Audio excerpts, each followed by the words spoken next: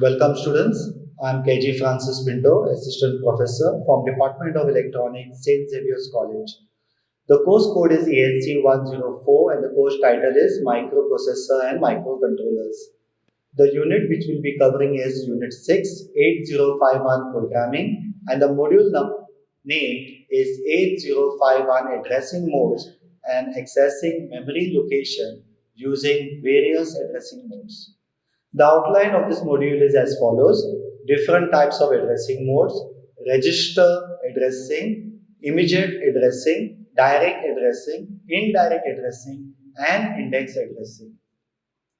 Through these modules, the students will be able to explain the different types of addressing modes in 8051, such as register addressing mode, immediate addressing mode, direct addressing mode, indirect addressing mode, and index addressing mode. So now we will have a look at the different addressing modes present in 8051. The CPU can access data in various ways, and we have basically 5 addressing modes in 8051, which is immediate, register, direct, indirect, and index. So we shall have a look at immediate addressing mode. In this, the data is directly specified in the instruction itself, and the immediate data must be preceded with a hash sign. An example is given as move R0, hash 0F0H. So the value of F0 is loaded into the register R0. The immediate value which is loaded is a maximum of 8 bits. The next one is the DPTR, which is called as the data pointer, which is a 16-bit register. And here the data pointer can also be accessed as the two 8-bit registers, that is high byte DPH and the low byte DPL. So we'll have an example of how you load a 16-bit address into a register. Move DPTR, hash 2000H. So the value of 2000H is copied into the data pointer register. The same thing can be also written in the different way. Move DPL, hash 00 and move DPH, hash 20H. The next addressing mode what we'll be discussing is register addressing. This involves the use of registers to hold the data to be manipulated. This is having a direct access to the 8 registers named as R0 through R7. The source and the destination registers must match in size. The movement of the data between the registers is not allowed. So we can move the contents of R0 into A. We can move the contents of accumulator into R2. We can add the contents of R5 with the contents of accumulator. Or you can also add the contents of R7 with the contents of accumulator.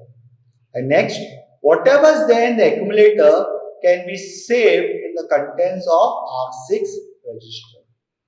With regards to DPTR, the value 25F5 is loaded into the DPTR. Whatever is there in DPL value can be stored in R7, and whatever is there in DPH can be saved in R6. The next addressing mode what we'll be discussing is direct addressing. Direct addressing can access any internal data memory between 30 to 7FH. All on-chip memory locations and registers have 8-bit addresses. You can use the 8-bit address in the instruction itself. So over here the data is obtained directly from the memory location. So we'll have an example, move A, 4H. It means that whatever stored in the memory location 4H will be copied into the contents of accumulator. The second example is whatever is there in R4, this particular value will be copied into A, which is actually register addressing, which does the same job of move A, 4H. The next third one is move the contents of A into memory location 56H. So whenever you want to transfer data from the accumulator to any memory location directly, you can specify the location in this particular format. Also, we use direct addressing for special function registers. So we have the address for accumulator as E0, for B register it is F0, for PSW the address is D0, for stack pointer is 81. We'll have a look for port 0 it is 80, port 1 is 90, port 2 is A0 and port 3 is B0. So if you want to move the contents, you can either use the address or either use the mnemonics. So how do we use direct addressing for special function registers and their addresses?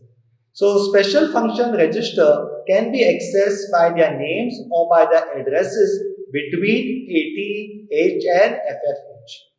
So over here, the value of 55 is loaded into the accumulator. So the address of accumulator is E0. So you can either use A or you could have used the address of A. Also the value of 55 is loaded into A. So the address of B register is F0. And the contents of R0 can be moved into B. So this is an alternative of writing the program. Either you load the value of 55 into A or you load the value of 55 into the address of the A. So advisable is to use the second and fourth.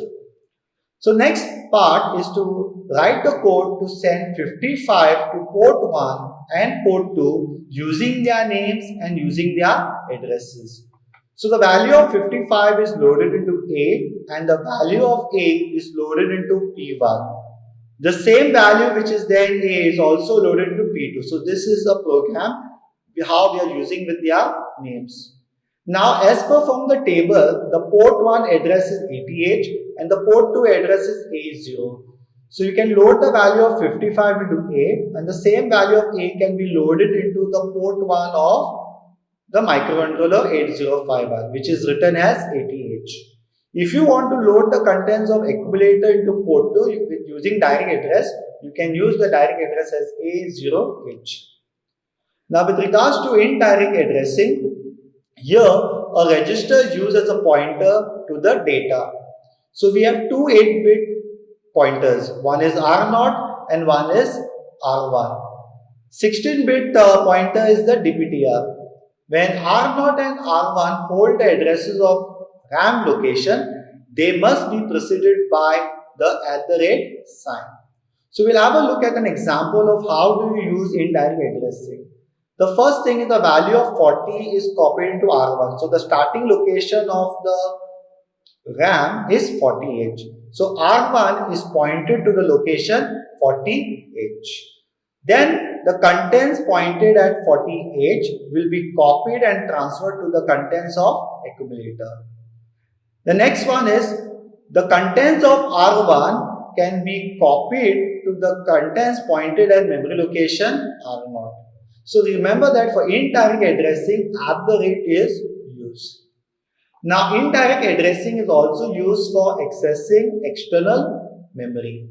So you can use R0 and R1 to point to external memory location from 00 to FF. So over here, the difference is there is an additional letter called as X which symbolizes that it is an external memory. So move XA, @ of R1 moves the contents of external memory location whose address is in R1 into A. If you are using a data pointer, this data pointer can point to 64 kilo memory of external memory.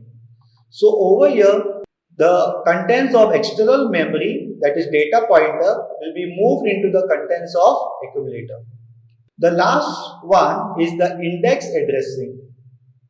This is used in accessing data elements of lookup table entries located in the program ROM. It uses a register called as PC or data pointer for storing the base address, and another register is used for storing the offset address, that is accumulator. So we use the instruction move C. C means code. So the contents of A are added to the 16-bit register data pointer to form the 16-bit address of the needed data. So the effective address is the sum of the two. EA is equal to pointer plus offset. Pointer is obtained from PC or DPTR and offset is obtained from accumulator. So an example is given to you for index addressing. It is move CA, comma, at the rate of A plus DPTR. So it moves the byte from the memory located at DPTR plus A to the accumulator. So we have an example of addressing mode, immediate, direct, register and index. So in immediate, it is used, data is in the form of the operand. For direct, the data is stored in the internal data memory. And when it comes to register, you can use R0, R1 or DPTR, and this value can be internal memory or external data memory. When it comes to indexed, it is A plus PC or A plus DPTR, and the address can be internal or external program memory. So we'll come to the summary of addressing modes. So in register addressing, we use the contents, we can move the contents from accumulator to registers. And if you are talking with respect to indirect addressing modes, we have to use two 8-bit pointers called as R0 and R1. So you can move the contents of accumulator, comma, at the rate of Ri. So this Ri can be 0 or 1. So whatever is pointed in this Ri will be moved to the contents of A. Also, we can use direct addressing, meaning that whatever the location is specified in the internal RAM can be moved to the contents of accumulator. If you are using external memory, if you want to transfer external memory, you have to use instruction called as move x space A, comma, at the rate of Ri. Ri can be 0 or 1. So whatever is there in the external memory location pointed by R0 or R1 will be transferred to the accumulator. But if the external RAM is a 16-bit memory address, we can use a DPTR where the contents of the external memory location can be transferred to the accumulator. The next one is the index addressing mode. You can use the DPTR or you can use PC. So over here it is move C space A, comma, at the rate of A plus PC. So over here the internal external ROM, the code can be transferred from the memory location to the accumulator. With this we come to the end of our module. These are my references. Thank you.